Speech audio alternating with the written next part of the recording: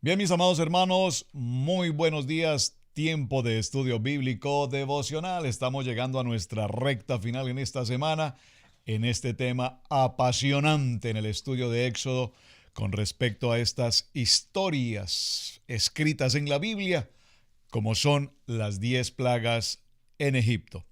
Y muy bien, nuevamente quiero agradecer a todos ustedes, mis amados hermanos, por el cumplimiento con sus tareas, sus respuestas extraordinarias.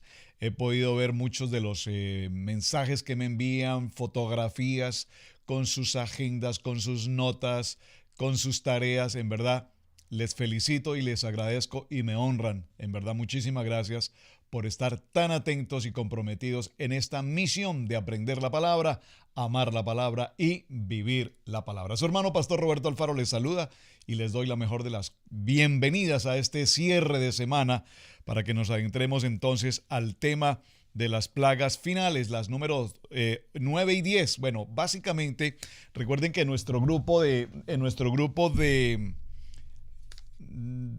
trabajo, en el cuadro sinóptico que estamos desarrollando, fuimos mencionando cada una de las plagas, ¿recuerdan?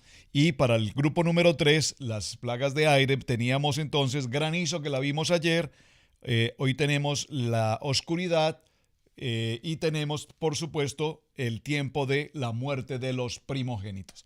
Así es que en este orden de ideas, repito, muchísimas gracias. Para todos los hermanos que nos acompañan a través de radiogénesis.tv y para los hermanos que nos acompañan a través de Vivo para Cristo TV desde Suecia en Estocolmo, muchísimas gracias. Vamos a nuestro tema para que ganemos tiempo. Libro de Éxodo en el capítulo 11. Aquí vemos algo muy interesante y nos dice el verso 1.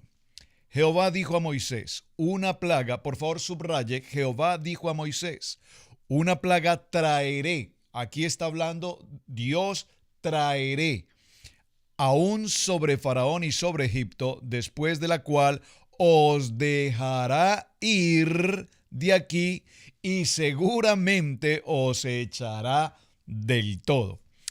Habla ahora a tu pueblo y que cada uno pida a su vecino y cada uno a su vecina alhajas y platas de oro.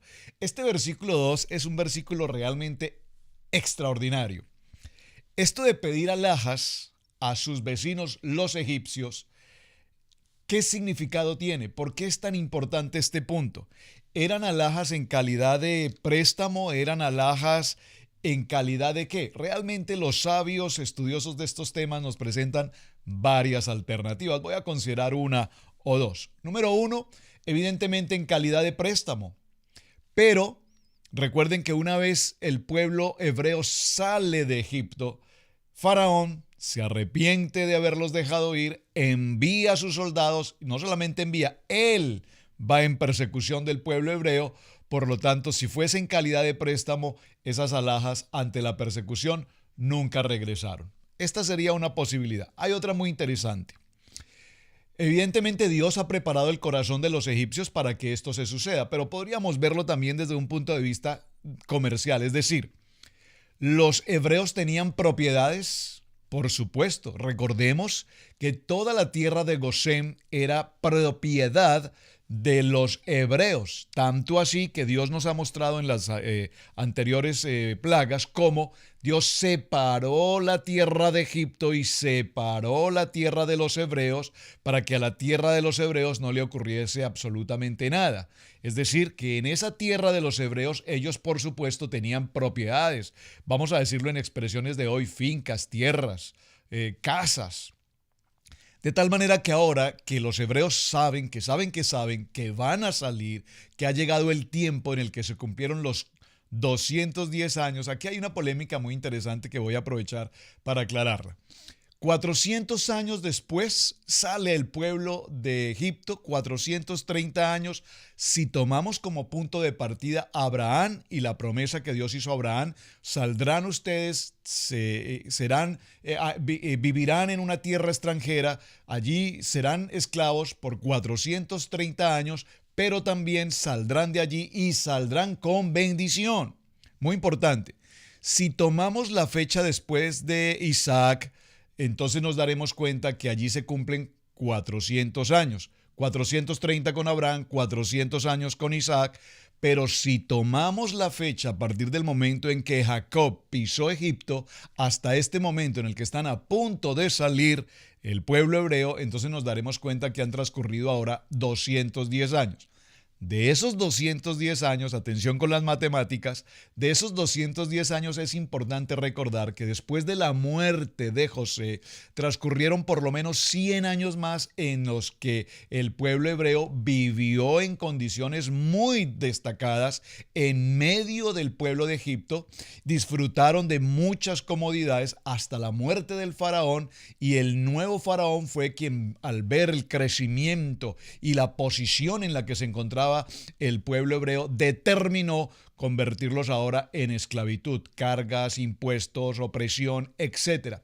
Si nosotros miramos las matemáticas, no lo vamos a hacer ahora, pero si lo hacemos puntualmente, como la Biblia nos lo enseña, porque la Biblia nos da los datos precisos y nos vamos a cada uno de esos datos, nos daremos cuenta que realmente este pueblo hebreo que está saliendo ahora en la novena, en la 10ª plaga, nos daremos cuenta que han transcurrido básicamente 87 años de esclavitud.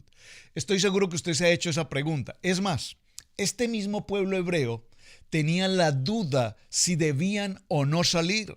No tenían la claridad si se habían cumplido los 400 años. Ellos hacían cuentas y decían, pero no puede ser. Realmente nosotros somos esclavos hace 87 años. Dios dijo que después de los 430. Entonces, haciendo sumas, ellos hacían sumas y nosotros hacemos las sumas que la Biblia nos indica. Y repito, depende si lo tomamos con fecha de Abraham, con fecha de Isaac, con fecha de Jacob, con fecha de José, y allí estará completándose el ciclo de los 430. Pero realmente como esclavos, repito, como esclavos transcurrieron 87, los últimos 87 años.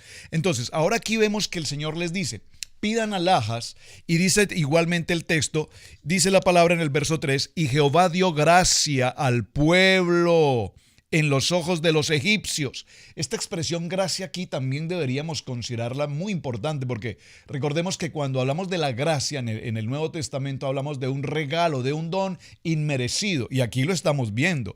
Pero hay algo muy interesante, Jehová dio gracia al pueblo en los ojos de los egipcios. Ya este pueblo hebreo disfruta de la gracia de Dios. Bueno, yo creo que aquí, con todo respeto, mis hermanos, pero tengo que decir un amén, porque la gracia de Dios, ese regalo maravilloso de Dios, ahora lo vemos en el pueblo que, siendo un pueblo en esclavitud, ahora recibe del corazón de los egipcios. Los egipcios dijeron, mire, llévense todo lo que sea, llévense las alhajas, el oro, la plata, todo. Por favor, vayan al desierto, hagan adoración a Jehová, a su Dios, pero que volvamos a la normalidad, que esto termine. Algunas de las explicaciones, repito, de los sabios traen otra enseñanza, y es que como ya el pueblo hebreo salía de este territorio, entregaron sus casas, sus fincas a propiedad o manos del pueblo egipcio, y ellos a su vez entregaron pago a través de estos elementos como el oro y la plata. Pero, pastor, si eran esclavos, ¿acaso ellos tenían propiedades?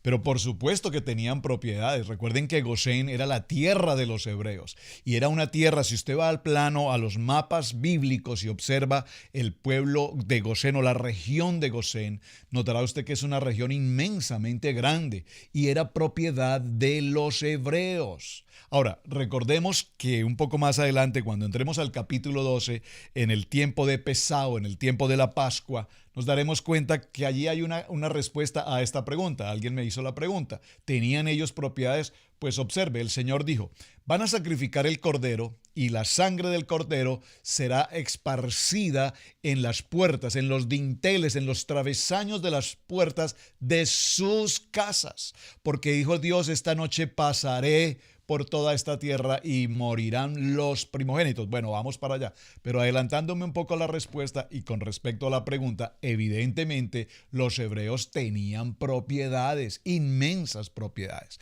Como quiera que sea, lo interesante aquí es notar, y el verso 3 lo define con gran calidad, y Jehová dio gracia. Esto es el punto que quiero resaltar. Es la gracia de Dios, el regalo incondicional, inmerecido, y aunque aquí no digamos tanto el inmerecido, porque otra de las versiones que tenemos respecto al tomar estas alhajas también significa que era el pago que durante estos 87 años había tenido el pueblo hebreo trabajando en esta condición de esclavitud sin recibir el pago evidente por ese trabajo. Bueno, muy bien, ahí vamos a dejarlo, hay mucho tema que tratar allí y no nos podemos detener, pero muy interesante sobre todo porque si usted va a su estudio bíblico, a la historia de estas narrativas, pues hay mucho tema que tratar. Muy bien, así es que dijo Dios a Moisés, Jehová ha dicho así, dijo Moisés, Jehová ha dicho así, a la medianoche yo saldré por medio de Egipto. ¿Quién es yo? Dios Todopoderoso, y morirá todo primogénito en tierra de Egipto, desde el primogénito de Faraón que se sienta en su trono, hasta el primogénito de la sierva que está detrás del molino, y todo primogénito de las bestias. Miren qué interesante esto y cómo me gustaría que profundizáramos en este aspecto, porque incluso dice que aún los primogénitos de los animales también morirían. Y habrá gran clamor, por favor, gran clamor. Recuerden que dice esa palabra preciosa de Jeremías 33:3, clama a mí y yo te responderé y te enseñaré cosas grandes y ocultas que tú no conoces. Dice, habrá gran clamor por toda la tierra de Egipto, cual nunca hubo ni jamás habrá. Pero contra todos los hijos de Israel, desde el hombre hasta la bestia, y por favor subraya esta expresión, ni un perro moverá su lengua, para que sepáis que Jehová hace diferencia entre los egipcios y los israelitas. Jehová hace diferencia entre los egipcios y los israelitas. Aquí vemos que hasta este punto, evidentemente, Dios ha tomado a Faraón y ha permitido que él sea, si me permiten usar la expresión terco, necio, tal vez podría ser otra expresión, la expresión necio, sin Dios, pero prácticamente Faraón ha soportado todas las inclemencias de estas plagas, aún hasta este punto, y esto sirve, o Dios lo ha utilizado ¿para qué? Para que tanto el pueblo israelí como el pueblo egipcio entiendan, se eduquen y tengan la claridad que hay un Dios todopoderoso, que no es precisamente el Dios Ra, el Dios Sol, el Dios egipcio, el faraón, ni el río Nilo, sino que Dios tiene la autoridad. Hay algo que me llama poderosamente la atención en este punto, hermanos, y quiero hacerlo con respecto al siglo en el cual nosotros nos encontramos hoy. Evidentemente, las grandes potencias del mundo se preparan con armamentos sofisticados, cual tal vez muchos de nosotros siquiera podemos alcanzar a imaginar los avances en el armamento, en la tecnología, en todos los sentidos, en aires, en mar, en tierra. Vemos que los ejércitos poderosos del mundo tienen todo tipo de tecnología. Pero, atención, Dios Todopoderoso, el gran yo soy, aquí combate a el hombre más poderoso de la tierra, con el mejor ejército del mundo, con toda la potencia que era Egipto, lo combate con plagas, piojos, moscas, langostas, sangre. ¿Puede usted entenderme lo que quiero significar? ¿Qué ejército más poderoso que el poder de Dios utilizando la misma naturaleza, vientos? Y en este caso particular, en esta plaga número 11, nos daremos cuenta que está utilizando ahora la muerte de los primogénitos. Pero no puedo pasar por alto, por favor, la plaga de las tinieblas. Esta plaga de las tinieblas realmente debía empezar aquí, me adelanté. Solo la voy a mencionar porque la plaga de las tinieblas nos muestra nuevamente cómo Dios altera completamente la condición natural del medio ambiente. La luz, para ellos, Faraón, el dios Ra, era el sol, la luz, y Dios combate ese poder de la luz, ese poder de creer que el sol era el dios de ellos, enviando una oscuridad total, dice la palabra, que permaneció por 3 días, pero no solamente dice que permaneció por 3 días, sino que además nos menciona que era una densa oscuridad. Densa oscuridad aquí traduce que, y textualmente lo dice, que no podían verse siquiera el uno al otro porque era tan profunda y tan densa la oscuridad que aún ni siquiera podían moverse ni desplazarse. Por lo tanto, por espacio de 3 días, recuerden que teníamos una tarea, 3 días permanecieron en completa quietud. Nada se movía en Egipto por espacio de 3 días, porque la densa oscuridad, repito, no era una especie de humo, era algo más sólido, muy denso, que no permitía aún que ni siquiera las personas se movieran, e incluso no permitía que se pudiesen ver del uno al otro en esta distancia tan corta. Por lo tanto, dijo Faraón: retírate de mí, guárdate que no veas más mi rostro, porque en cualquier día que vieres mi rostro morirás. Y Moisés respondió: bien has dicho, no veré más tu rostro. Esto con respecto a las tinieblas. Recordemos que la palabra nos enseña precisamente en el libro de Juan, en el capítulo 8 y en el verso 12. ¿Qué dice esta palabra en Juan capítulo 8, verso 12? Escríbala por favor, subráyela. Dice la palabra: yo soy la luz del mundo. ¿Por qué quiero mencionar esto? Porque mientras había esta densa oscuridad en el pueblo egipto o en el pueblo egipcio, en Gosén había luz.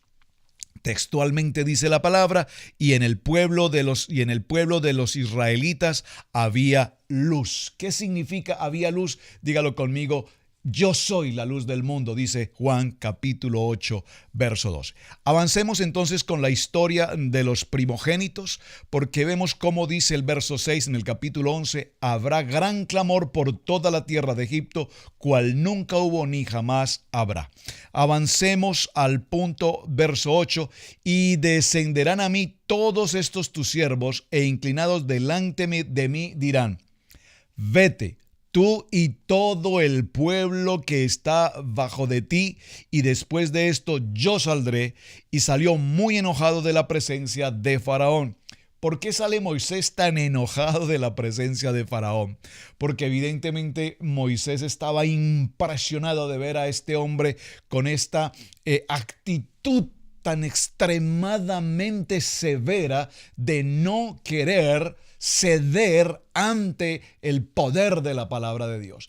Y aquí hay algo muy interesante. Recordemos que evidentemente Dios endurece el corazón de Faraón. ¿Y lo endurece para qué?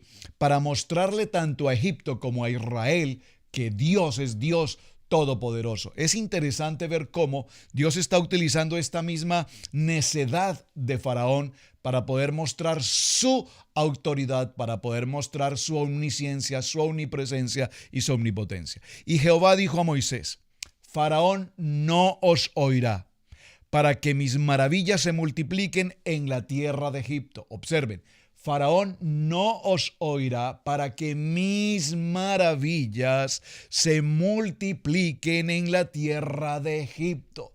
Nosotros no podemos olvidar de ninguna manera, y es algo que vamos a ver enseguida o tal vez ya en la siguiente semana, en el capítulo 12, tendremos que ver cómo cuando se celebra el tiempo de Pesá, el tiempo de la Pascua, Pesá, Pascua, Passover, pasar por encima.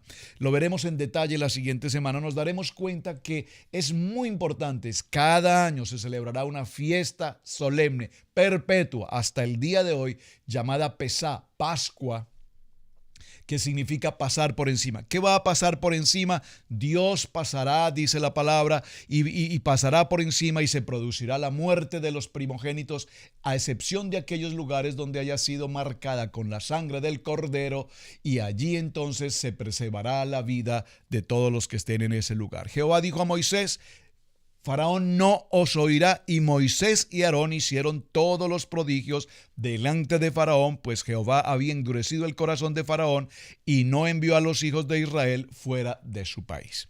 ¿Hasta qué punto? Al verso capítulo 12 solamente lo voy a anunciar para que lo veamos en detalle la próxima semana. En este punto del capítulo 11 vemos de manifiesto con absoluta claridad, y es casi que el cierre de todo este proceso de las 10 plagas, que Dios se manifiesta en su presencia, en su omnisciencia, en su omnipotencia, en su voluntad, en su propósito. Y yo lo mencionaba hace un momento y lo estábamos considerando junto con mi esposa estudiando el tema. Cuán interesante es, repito, que Dios utilizó todo lo que la misma naturaleza que Dios ha creado puede facilitar. Alteró todo sistema en el agua, alteró todo sistema en el aire, alteró todo sistema en la tierra.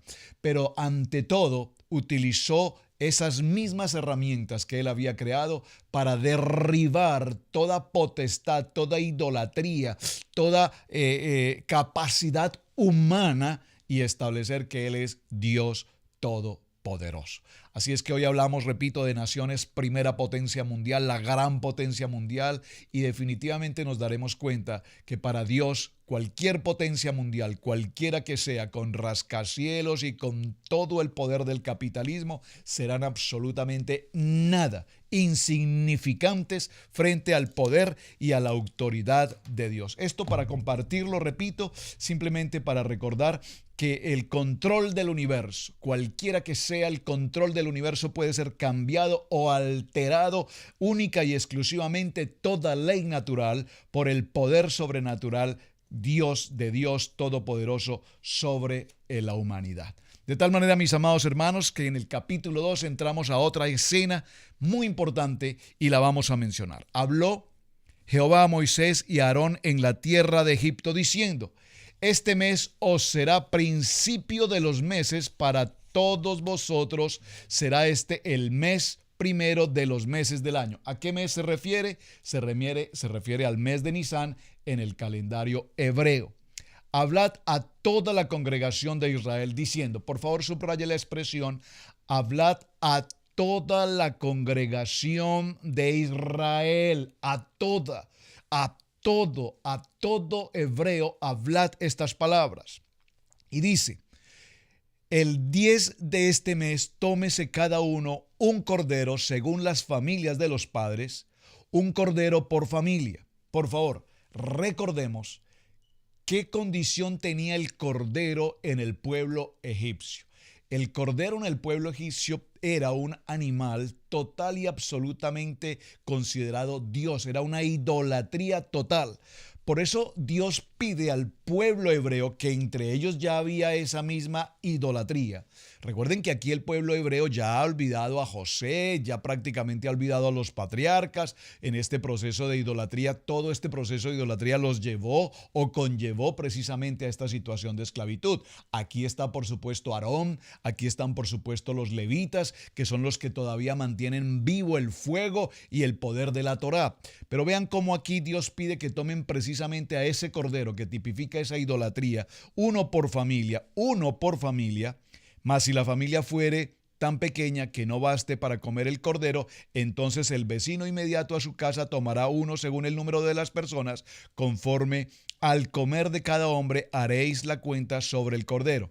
El animal será sin defecto, atención, sin defecto, macho de un año, lo tomaréis de las ovejas o de las cabras, y lo guardaréis hasta el día 14 de este mes, y lo degollarán o lo inmolarán toda la congregación del pueblo de Israel entre las 2 tardes. Por favor, quiero que resalte aquí la expresión toda la congregación del pueblo de Israel.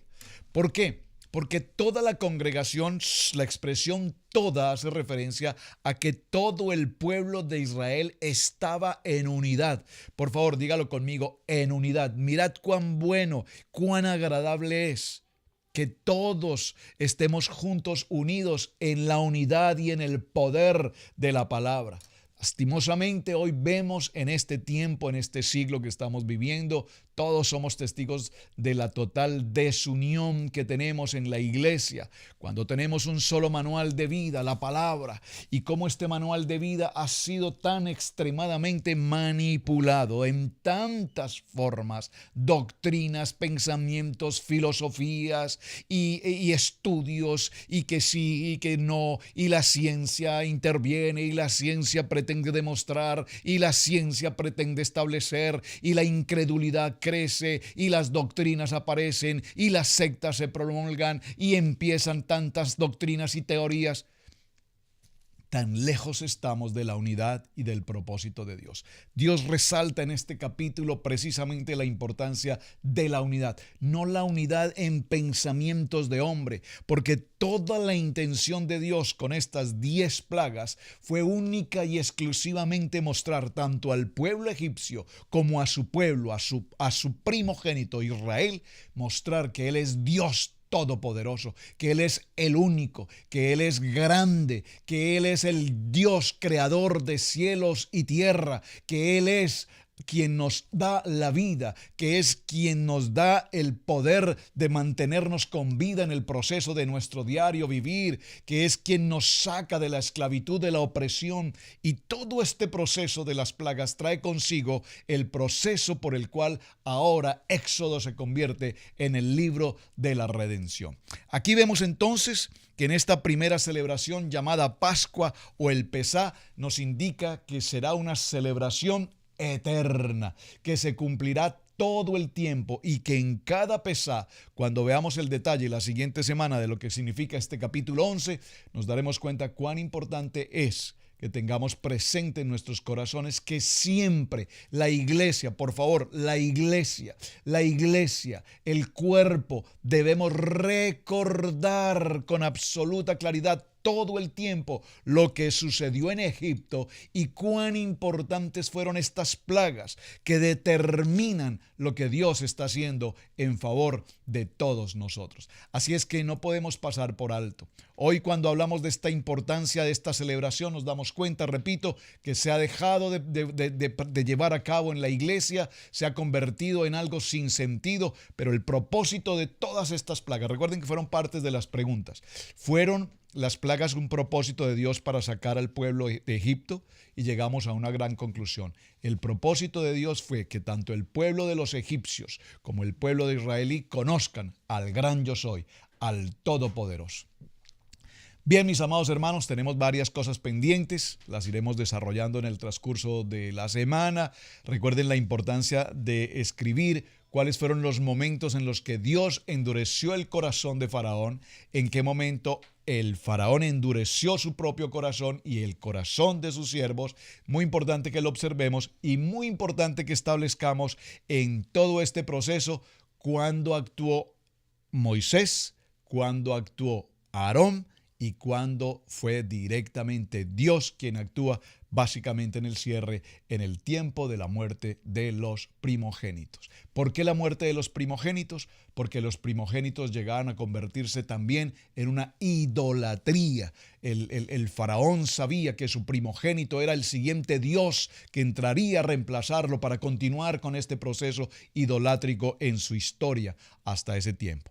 Mis amados, su hermano Pastor Roberto Alfaro, les doy muchísimas gracias. Gracias por compartir el mensaje. Gracias por sus testimonios. Muchísimas gracias por desarrollar las tareas. Y un muy buen fin de semana. Shabbat Shalom para todos. Bendiciones. Nos vemos la siguiente semana. Capítulo 12 de Éxodo. Vamos a estudiar en detalle el tiempo de Pascua, el tiempo de Pesá. Bendiciones.